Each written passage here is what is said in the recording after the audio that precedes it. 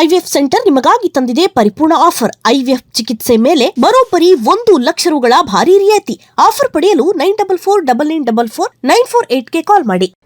ರಾಜ್ಯದ ಮುಖ್ಯಮಂತ್ರಿ ಹುದ್ದೆಯಲ್ಲಿ ಶೇರಿಂಗ್ ಫಾರ್ಮುಲಾದ ಬಗ್ಗೆ ಡಿಸ್ಕಷನ್ ಆಗಿದೆ ಅನ್ನೋ ವಿಚಾರಕ್ಕೆ ಸಂಬಂಧಿಸಿದಂತೆ ಈಗ ಸಿಎಂ ರಿಯಾಕ್ಟ್ ಮಾಡಿದ್ದಾರೆ. ಸಿಎಂ ಸೀಟು ಹಂಚಿಕೆಯಲ್ಲಿ ಯಾವ ಒಪ್ಪಂದವೂ ಕೂಡ ಆಗಿಲ್ಲ. ಹೈಕಮಾಂಡ್ ಏನ್ ತೀರ್ಮಾನ ಮಾಡುತ್ತೋ ಅದಕ್ಕೆ ನಾನು ಬದ್ಧ. ಹೈಕಮಾಂಡ್ ತೀರ್ಮಾನದಂತೆ ನಡ್ಕೊಳ್ತೀನಿ ಅಂತ ಸಿಎಂ ಹೇಳಿದ್ದಾರೆ. ಸಿಎಂ ಸೀಟು ಹಂಚಿಕೆಯ ಬಗ್ಗೆ ಸಿಎಂ ಸಿದ್ದರಾಮಯ್ಯ ಮೊದಲ ಬಾರಿ ಅಧಿಕೃತವಾಗಿ ಮಾತನಾಡಿದ್ದಾರೆ. ನಿನ್ನೆ ರಾಷ್ಟ್ರೀಯ ಮಾಧ್ಯಮದ ಸಂದರ್ಶನವೊಂದರಲ್ಲಿ ಡಿಕೆ ಶಿವಕುಮಾರ್ ಈ ಒಪ್ಪಂದದ ಬಗ್ಗೆ ಮಾತನಾಡಿದರು. ಇವತ್ತು ಅದನ್ನು ಅಲ್ಲಗಳೆದಿದ್ದಾರೆ ಮುಖ್ಯಮಂತ್ರಿ ಸಿದ್ದರಾಮಯ್ಯ. ಯಾವ ಒಪ್ಪಂದವೂ ಆಗಿಲ್ಲ ಅಂತ ಹೇಳಿದ್ದಾರೆ.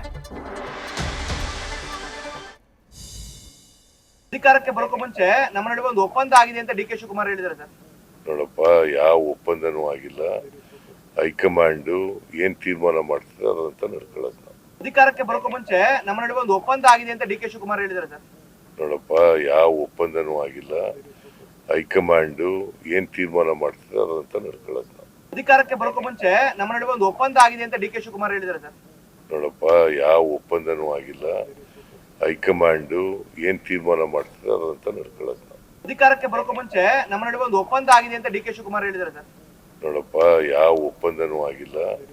ಹೈಕಮಾಂಡ್ ಏನ್ ತೀರ್ಮಾನ ಮಾಡ್ತದೆ ಅದಂತ ನಡ್ಕೊಳ್ಳೋದು.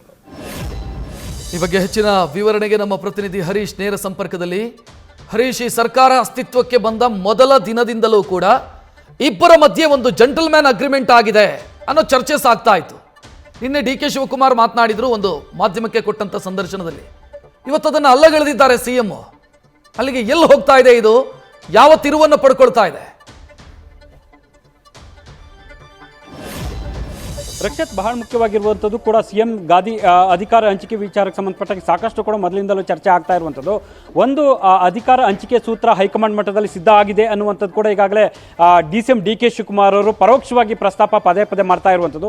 ಇದು ಸಹಜವಾಗಿ ಕೂಡ ಕಾಂಗ್ರೆಸ್ನಲ್ಲಿ ಒಂದಷ್ಟು ಚರ್ಚೆಗೆ ಕೂಡ ಗ್ರಾಸ ಆಗಿದೆ. ಆದರೆ ಸಿಎಂ ಸಿದ್ದರಾಮಯ್ಯ ಅವರು ಇವತ್ತು ನೇರವಾಗಿ ಆ ಒಂದು ವಿಚಾರಕ್ಕೆ ಸಂಬಂಧಪಟ್ಟಂಗೆ ಸ್ಪಷ್ಟವಾಗಿ ಕಡ್ಡಿ ಮುರಿದಂತೆ ಹೇಳಿರುವಂಥದ್ದು.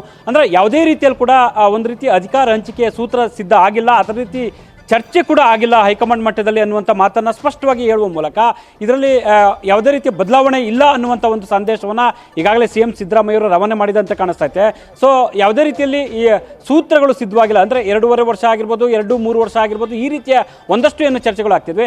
ಆ ರೀತಿಯ ಯಾವುದೇ ಚರ್ಚೆಗಳು ಕೂಡ ಹೈಕಮಾಂಡ್ ಮಟ್ಟದಲ್ಲಿ ಆಗಿಲ್ಲ.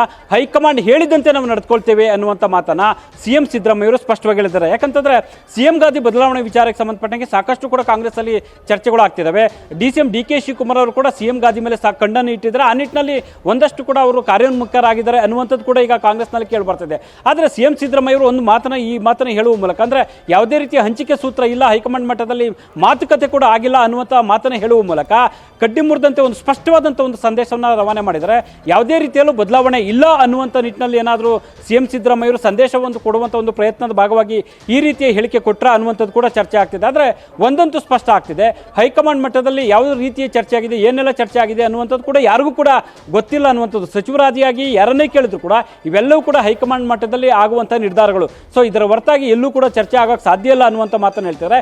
ಅದೆಲ್ಲವೂ ಕೂಡ ಸಿಎಂ ಸಿದ್ದರಾಮಯ್ಯ ಆಗಿರ್ಬೋದು, ಸಿಎಂ ಡಿಕೆ ಶಿವಕುಮಾರ್ ಆಗಿರ್ಬೋದು, ಮತ್ತೆ AICC ನಾಯಕರ ಮುಂದೆ ಮಾತ್ರ ಚರ್ಚೆ ಆಗುವಂಥ ವಿಚಾರ ಆಗಿದೆ. ಹಾಗಾಗಿ ಈ ಒಂದು ವಿಚಾರಕ್ಕೆ ಸಂಬಂಧಪಟ್ಟಾಗಿ ಏನೆಲ್ಲ ಕಾಂಗ್ರೆಸ್ನಲ್ಲಿ ಜಿಜ್ಞಾಸೆಗಳು, ವ್ಯಾಖ್ಯಾನಗಳು ವ್ಯಕ್ತ ಆದರೂ ಕೂಡ ಅಂತಿಮವಾಗಿ ಹೈಕಮಾಂಡ್ ನಿರ್ಧಾರ ಅನ್ನುವಂಥದ್ದು ಕೂಡ ಈಗ ಕೇಳಿ ಬರ್ತಾ ಇರುವಂಥದ್ದು.